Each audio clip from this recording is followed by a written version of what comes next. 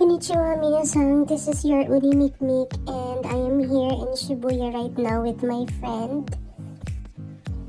Ilang buwan na rin ako dito sa Tokyo pero ngayon ko lang talagang naisipan na magpasyal dito sa Shibuya.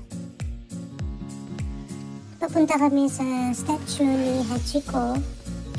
I'm just gonna take a picture with the statue and then pupunta kami ng Starbucks sa Meguro. Medyo mahaba ang pila dito at sobrang dami ng turista. Ayan na, si Hachiko. Done with the picture. I was really curious kung anong itsura ng Shibuya Crossing from above, kaya andito kami sa station para tingnan. Tingnan mo yung mga tao, parang mga langgam. Grabe, ang dami.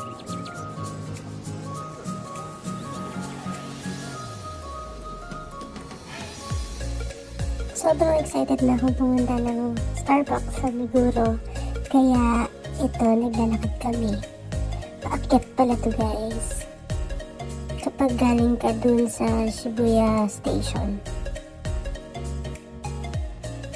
Kakarating na namin dito and sobrang laki pala ng Starbucks dito sa Meguro.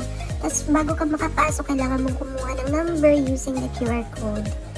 At hinihintay lang kami para makapasok na. Makakapasok na kami. Sobrang laki. Tapos ang ganda, diba? Para siyang factory ng kape. Ganun. Daming turista, guys.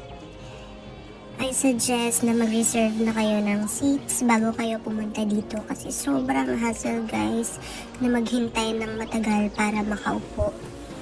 Pabalik-balik kami, taas, baba, para maghintay ng mga taong tatayo. And sobrang tagal. Pero okay lang kasi sobrang ganda din naman talaga siya. Actually, ito yung pinaka-favorite ko na spot dito. Yan. Diyan sa may hanggan. Ang dami kasing cups. Maganda may picture dyan. Sobrang cute. Paikot-ikot lang kami, pabalik-balik para maghanap ng available seats. Each floor pala guys, iba yung binibenta nila.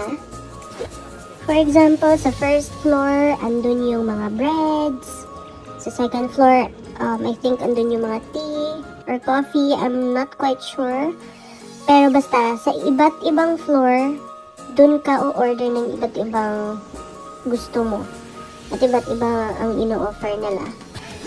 Pumunta kami dito, hindi na sobrang lamig kasi magsispring na. Pero malamig pa rin. Pero at least tolerable lang siya.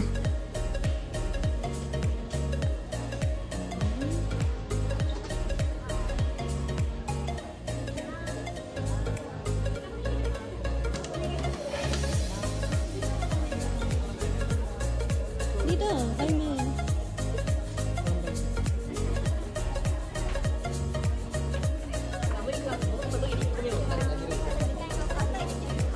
Akyata naman kami to check kung may available seats na bandang dito na floor. And finally, may spot na kaming nahanap. Tingnan niyo naman, sobrang ganda. Grabe! Ang galing oh. A symphony of beans jar. Nakasakay din sa train ang mga beans.